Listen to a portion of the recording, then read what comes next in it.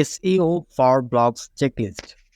আপনাকে যদি কেউ একটি চেকলিস্ট ধরিয়ে দেয় যে আপনি এই কাজগুলো করুন, তাহলে আপনার এই কাজটি আপনি পেতে পারবেন বা আপনি আপনার এই গোলটি অ্যাচিভ করতে পারবেন। তাহলে ব্যাপারটা কেমন হয়? তেমনই আপনাকে আমি এই ক্লাস এসইও চেকলিস্ট দিয়ে দিব। এই চেকলিস্টগুলো যদি আপনি এই কাজগুলো যদি আপনি করতে পারেন, তাহলে আপনার এসইও কিন্তু অনেক বেশি স্ট্রং হয়ে যাবে এবং আপনি গুগলে অনেক সহজে র‍্যাংক করতে পারবেন।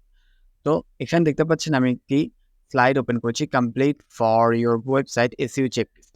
তো এখানে দেখতে পাচ্ছেন এখানে কয়েকটি বিষয় রয়েছে এবং এই চেকলিস্টটি কিন্তু 2023 মূলত কেন এখানে উল্লেখ করা রয়েছে, কারণ প্রত্যেক বছর কিন্তু কিছু না কিছু আপডেট আসতে থাকে এবং ওইটার উপর ভিত্তি করে কিন্তু অনেক কিছু ফ্যাক্টর এখানে থাকে। সো এটি কিন্তু এতটাও বেশি বড় ফ্যাক্টর না, ইয়ার বাই ইয়ার এটি এতটাও বেশি চেঞ্জ হয় না, হালকা পাতলা চেঞ্জ হয়, কিন্তু এই সময়ের সাথে সাথে আপনি বুঝে যেতে পারবেন। তো এখানে আমি চেকলিস্টটি দেখাচ্ছি, চেকলিস্টটি আপনি ফলো করতে পারেন একেবারে ইজিলি। তো এখানে দেখতে পাচ্ছেন এখানে অনেকগুলো দেওয়া রয়েছে কাজ, যেটির মধ্যে নাম্বার 1 যেটি রয়েছে সেটা হচ্ছে মোবাইল ফ্রেন্ডলি। আপনার ওয়েবসাইটকে যদি আপনি মোবাইল ফ্রেন্ডলি করে ফেলতে পারেন, আপনার ওয়েবসাইট যদি মোবাইলে অনেক স্মুথ চলে, আপনার ওয়েবসাইটে যদি মোবাইল ফ্রেন্ডলি যদি হয়ে থাকে, আপনার ইউজারের যদি মোবাইল যারা ইউজ করে থাকে, কারণ বেশিরভাগ আপনার ওয়েবসাইট ভিজিটর থাকবে কিন্তু মোবাইলের, এটি কিন্তু আপনি গ্যারান্টি লিখে রাখতে পারেন। তার কারণ সবার কাছে কম্পিউটার ল্যাপটপ থাকে না, সবাই কম্পিউটার ল্যাপটপ দিয়ে আপনার ওয়েবসাইট ভিজিট করবে না। বেশিরভাগ মানুষ ওয়েবসাইট ভিজিট করবে মোবাইল দিয়ে। আপনার ইউজাররা যদি মোবাইলে যখন আপনার ওয়েবসাইটটি দেখবে বা ভিজিট করবে, তখন যদি তাদের যদি এক্সপেরিয়েন্স যদি খারাপ হয়, তাহলে নেক্সট বার আপনার ওয়েবসাইটে কখনোই ভিজিট করবে না। সো ফার্স্ট অফ অল আপনাকে ট্রাই করতে হবে আপনার ওয়েবসাইটকে মোবাইল ফ্রেন্ডলি করার, এবং এটি গুগল কিন্তু সবচেয়ে বেশি রিকমেন্ড করে, যেটি আপনার সার্চ ইঞ্জিনে র্যাঙ্কিং পেতে অনেক বেশি হেল্প। এর পরবর্তী যেটি হচ্ছে সেটি লং টেল কিওয়ার্ডস। আপনাকে লং টেল কিওয়ার্ড ব্যবহার করতে হবে। আপনাকে কিওয়ার্ড সম্পর্কে আমি এর আগেও বলেছি। তো আপনাকে ট্রাই করতে হবে লং টেল কিওয়ার্ড ব্যবহার করতে, এবং লং টেল কিওয়ার্ডে কি বেনিফিট রয়েছে সেগুলো নিয়ে আমি আলোচনা করেছি। আপনাকে লং টেল কিওয়ার্ড ব্যবহার করতে হবে। শর্ট টেল কিওয়ার্ড যদি আপনি ফার্স্টে ব্যবহার করতে চান, তাহলে আপনার র্যাঙ্কিং পেতে খুবই কষ্ট হয়ে যাবে। আপনাকে ফার্স্ট অফ অল যদি আপনি বিগিনার থেকে মাত্র স্টার্ট করে থাকেন, তাহলে আপনাকে লং টেল কিওয়ার্ড নিয়ে কাজ করতে হবে। এর পরবর্তীতে যেটা হচ্ছে মেটা টাইটেল অ্যান্ড ডিসক্রিপশন। আপনাকে আপনার মেটা টাইটেল এবং ডিসক্রিপশন আপনাকে আপনার ওয়েবসাইটে অ্যাড করতে হবে।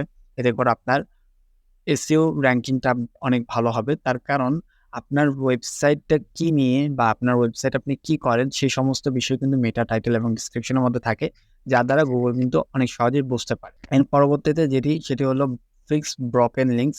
আপনার যতগুলো ব্রোকেন লিঙ্কস আছে, যে লিঙ্কসগুলো কাজ করছে না বা যে লিঙ্কসগুলো এখন আর ওয়ার্ক করতেছে না, আপনি সেই লিঙ্কসগুলো আপনি সরিয়ে দেন। আপনি সেগুলো কেমনে বুঝতে পারবেন? আপনি গুগল অ্যানালিটিক্সে যাবেন। গুগল অ্যানালিটিক্স থেকে কিন্তু আপনি সেগুলো দেখতে পারবেন যে আপনার কোন লিঙ্কসগুলো ব্রোকেন রয়েছে। আপনি সেগুলো পরবর্তীতে আপনি একটু রিসার্চ করে, আপনি একটু অডিট করে আপনার ওয়েবসাইটকে আপনি দেখে আপনার সেই ব্রোকেন লিঙ্কসগুলো আপনি যদি ফিক্স করে ফেলেন, তাহলে কিন্তু আপনার এসইও র‍্যাঙ্কিং অনেক বেশি হেল্প হবে। এর পরবর্তীতে আর্টিফিশিয়াল ইন্টেলিজেন্স। আপনি আপনার ওয়েবসাইটে আর্টিফিশিয়াল ইন্টেলিজেন্সের কোনো আর্টিকেল রাখবেন না।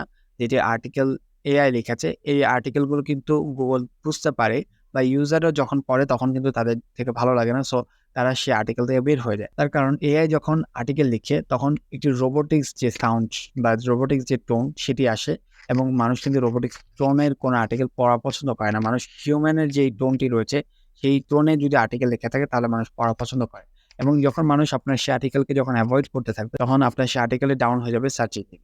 তো আপনাকে ট্রাই করতে হবে আর্টিফিশিয়াল ইন্টেলিজেন্সের যে আর্টিকেলগুলো আপনি লিক যদি লিখে থাকেন, তাহলে সেটি আপনি সরিয়ে ফেলার, না হয় সেটিকে আপনি পরিবর্তন করে ফেলার। এর পরবর্তীতে হচ্ছে মাল্টিমিডিয়া কন্টেন্ট।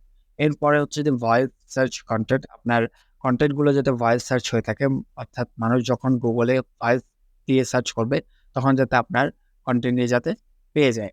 এর পরবর্তীতে আপনাকে ইমেজের মধ্যে অল ট্যাগ ইউজ করতে হবে। আপনার প্রত্যেকটা ইমেজ যখন আপনি আপনার ওয়ার্ডপ্রেসে বা আপনার ব্লগার ওয়েবসাইটে আপনি যখন ইউজ করবেন, তখন আপনি অল ট্যাগ ব্যবহার করবেন।